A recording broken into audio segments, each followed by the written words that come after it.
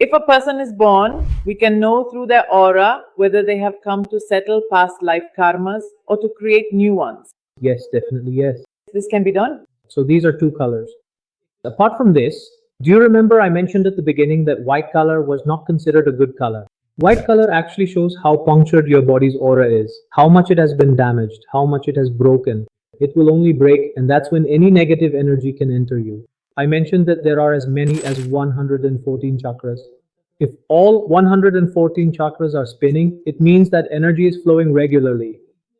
But even then, if there is a break somewhere in between, if the aura is cut from somewhere, it means it has been punctured. Now it is only when it gets punctured that any negative energy can enter you. So the white color indicates that your body's aura is broken. Here you could say that if the main door of someone's house is broken, then anyone can enter. An honorable person, a thief, or even a stray dog from the street. In the same way, if the aura is open, any negative energy can enter. So the white color shows that it is broken. Now let's talk about the black color. So if there was white color, the aura was broken, the main gate was broken, then the black color came inside. As I said, an honorable person can come in or a thief can come in. Black means thief, that is negative energy. It could be the result of someone's actions, it could be a ritual, or it could be the evil eye. It could be anything. That negative energy appears in the form of black color. And after this, there is another color which is gray. Gray color fundamentally means that white and black have thoroughly mixed together, and when these two distinct colors intermingle and your negative energy unfortunately gets deeply mixed into your already broken aura, it inevitably starts to profoundly affect all your other vibrant colors. When it has this significant and pervasive effect, it truly begins to negatively impact your entire life. And that is precisely when various challenging problems inevitably start to clearly appear and manifest themselves in your life.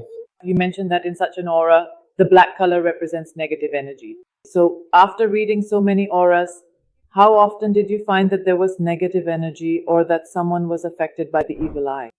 Can this also be identified through the aura? Yes, it can be identified very easily. The evil eye can be detected because it appears very faint.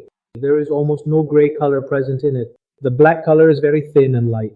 It's clear when it's something like the evil eye and it can be cleansed right away.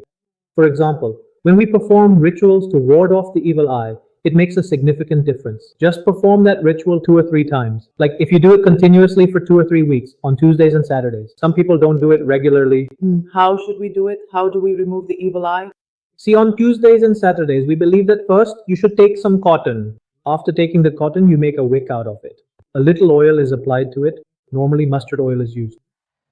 After applying the oil, for whomever you want to remove the evil eye, you rotate it 3 times anti-clockwise over them, and then 7 times clockwise.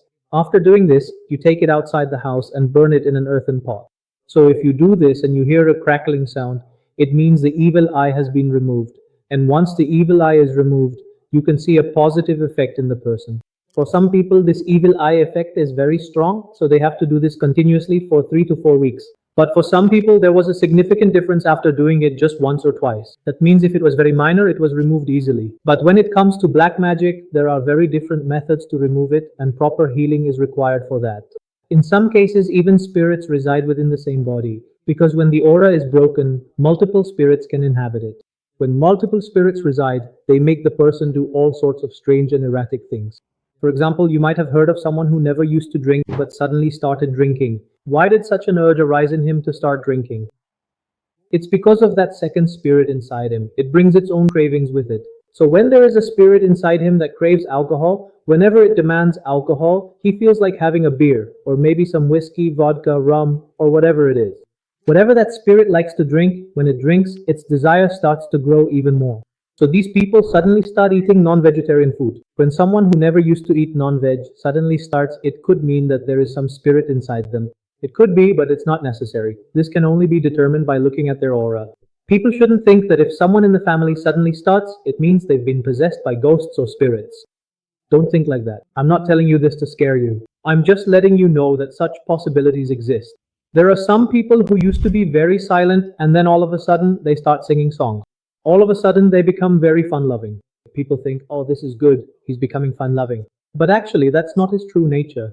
That's the true nature of the spirit inside him. It's making him do these things. And it will turn him into a jolly good-natured person.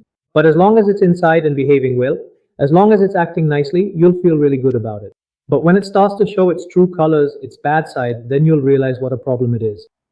So sometimes there are multiple spirits in one body. One spirit is that of the person himself, the one who was born and is the owner of the body. And apart from that, there could also be the spirit of an animal and even another human. The human wants to drink alcohol, the animal wants to just bite and attack. So what happens then? You must have heard many times that people become very violent. After drinking, they bite off other people's ears. Have you ever heard of something like that? No. I actually had a case like that where after drinking, he would bite off the ear of the person sitting with him. He would bite the ear so hard, sinking his teeth in, that he wouldn't let go until it bled. So he would actually do things like that. When cases like these come up, it becomes clear that these are spiritual cases. Otherwise, how could a calm person suddenly become so violent for no reason? All these things happen when your aura is broken. That's why it's very important to keep your aura protected. If you look at any pictures of gods, you'll notice that behind them there's a yellow or golden halo-like circle. What is that halo? It's a representation of their aura. That's what their aura is like. So that same aura is with our gods, and that same aura is with us too, because the photos we see are of their physical form. So when they took a human form and came here, even then their aura was depicted like that. So we can also have that very same powerful aura too, if we carefully protect our own aura in the most appropriate and effective way. For example, if someone is affected by the evil eye, you mentioned that on Tuesdays and Saturdays, it should be done at least 11 times continuously. Yes? 11 times over 11 weeks? No. See, some people have to do it for 4 weeks, and for some, it's not just Tuesdays and Saturdays. They have to do it daily. There are also people who get their chata done. So we usually say that you should do this continuously for 11 weeks on Tuesdays and Saturdays. Okay? However, it significantly depends on the specific type of the condition and precisely how severe or impactful it truly is. For some, it works in just 1 or 2 times. For others, it takes a month, and for some, it takes 11 weeks. And if someone feels that there is negativity in the house, sometimes people even say that they hear footsteps inside their home. Some say they hear the sound of anklets or something else. Have you ever had a case like this? Look, I have received many such cases, but nothing like this has ever happened to me because my aura has always been protected. But yes, if someone feels this way, the first thing I would suggest is to burn incense in your home. There are 5 things that are very important for burning incense. What are those things? 1 is guggle, 1 is loban, 1 small cardamom, 1 camphor, and clove. Combine these 5 things in one place, light them, let the smoke spread, and if you still don't feel any effect, try doing this for a few days, like for 2 weeks, every evening continuously. If you still don't feel any effect, then get your aura checked. It's possible that some severe issues may show up in your aura. If such things do come up, please don't panic. If an illness appears, there is also a treatment for it.